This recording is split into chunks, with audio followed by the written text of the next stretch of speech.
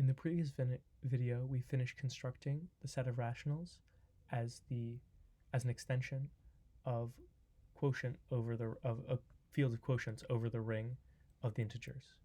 Now we continue by completing this field, which will bring us to the most commonly used numbers, the real numbers.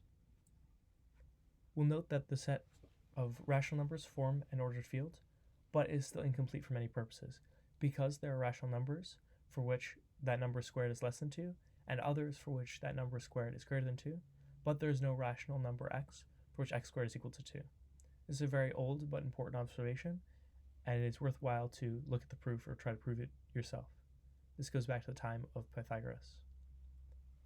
However, we can actually extend these rationals to a larger field R, the field of real numbers, which does include a number x for which x squared is equal to 2, among other properties. This is a more difficult extension to describe from those that we've done previously, because in a sense it's not a purely algebraic extension. This is because it involves ideas from analysis and continuity, and therefore is not purely algebraic. For now, we will just begin with the axiomatic definition of the field of real numbers. The actual construction of this field as an extension of the real numbers, which amounts to verification that the field R described axiomatically actually exists and is demonstrated by its uniqueness, will be deferred to the appendix later. For now, to begin more generally, suppose that F is an ordered field, where the order is described by a subset P as a subset of F of positive elements, and we will say that a non-empty subset E of F is bounded above by A in F if x is less than or equal to A for all x in E, namely that A is an upper bound to the set E. And correspondingly, we have a lower bound B, which is given that every element x in E is greater than or equal to B. We write that a set is bounded above by writing E is less than or equal to A, and that it's bounded below by writing B is less than or equal to E, or E is greater than or equal to B. More generally, if we have a set of upper bounds, then we write E1 is less than or equal to E2, which indicates that x1 is less than or equal to x2 for any x in E1 and any x2 in E2. A subset is said to be bounded above if it is bounded above by some element of the field F, and correspondingly for bounded below. If a set E is bounded above, an element A in F is said to be the least upper bound or supremum of the set E if E is less than equal to A, namely that every element in E is less than or equal to A, and if there is a number E, which is there's a number x which bounds E above, then it must be the case that x is greater than or equal to A. A is again noted to be the least upper bound of the set E. We denote this as sup of E. Correspondingly, we have a greatest lower bound, which is a lower bound of a set E, namely B, such that E is greater than or equal to B, and if E is greater than or equal to Y, then Y must be less than or equal to B. The greatest lower bound of a set E is denoted by inf of E. We will note that if minus E, namely the set of all inverse elements of E, then we can write the supremum of that set to be the negative of the infimum of our set E originally. This is by the natural operations on inequalities, or in this case, orderings. For a general ordered field, it is not necessarily the case that a set that is bounded above has a least upper bound, or that a set that is bounded below has a greatest lower bound. As we will note from before, if we consider the set of rational numbers satisfying x squared is less than 2, there is no least upper bound. Because if you hand someone an upper bound on it, there's always an upper bound that is less than that. An ordered field that does not have this case, namely one that any non-empty set that is bounded above has a least upper bound, is called a complete ordered field. We will call this the completion of any ordered field, if we construct it.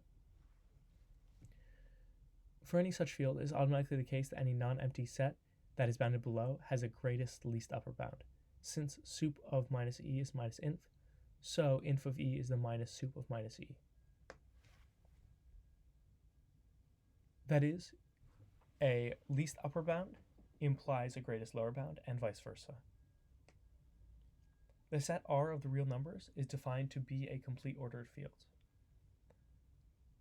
We'll prove this later, that such a field exists and is unique up to isomorphism, but for the present we'll just assume that R is a complete ordered field.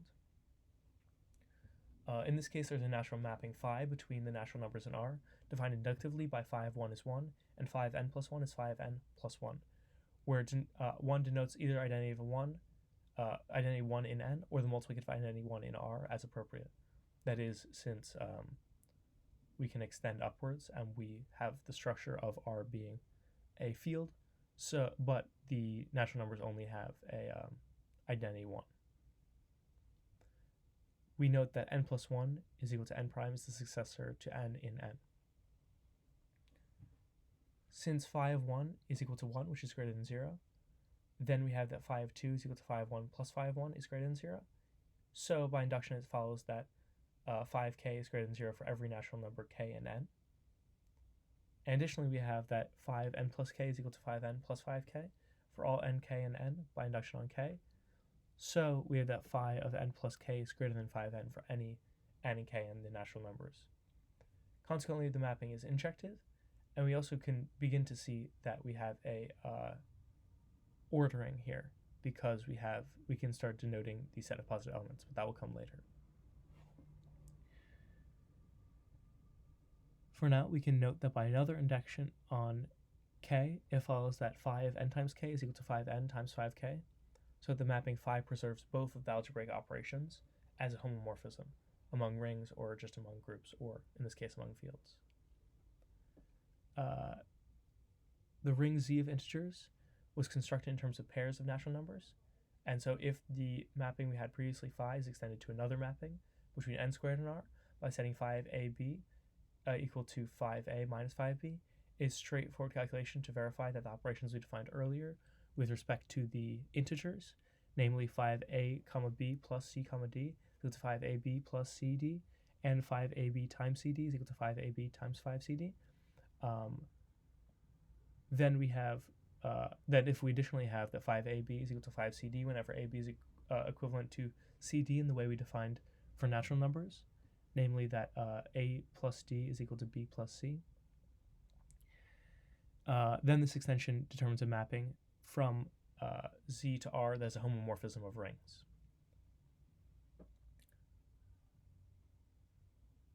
If phi of m is equal to phi of n for two integers, then we have that phi of m plus k is equal to phi of n plus k for any integer k. And there's an integer k, so that m plus k and n plus k are contained in the subset of natural numbers within the integers. And since this mapping we've shown it to be injective on the subset, it must be the case that m plus k is equal to n plus k. So we can apply cancellation to get m equals n. This shows that the ring homomorphism is also injective over the integers. The ring of integers is an integral domain, and the field of rational numbers is constructed in terms of pairs of numbers a, b by the quotient field construction for any integral domain. That is, we just construct the irrational numbers in the same way we've done previously.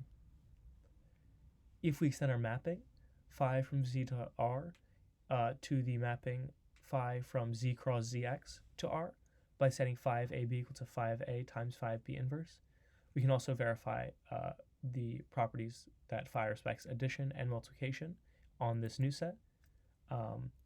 And if we have that phi of AB is equal to phi of CD whenever AB is equivalent to CD with respect to the equivalence relation on fractions, or Z cross ZX, then we see that this extension on the mapping determines a new mapping phi from Q to R, which is a homomorphism of fields. And it is readily seen that this is an injective homomorphism by the analogous argument used to show that the ring homomorphism was injective. This case will just be operating on the product operation instead of the addition operation. Thus, the field of rational numbers can be viewed as a subfield of the field R of rational numbers, and we'll view it subsequently in terms of rational numbers P over Q, which can be well identified with any real number. With that, we'll pick up next time by considering Archimedean properties and other properties of fields. For now, thank you for watching.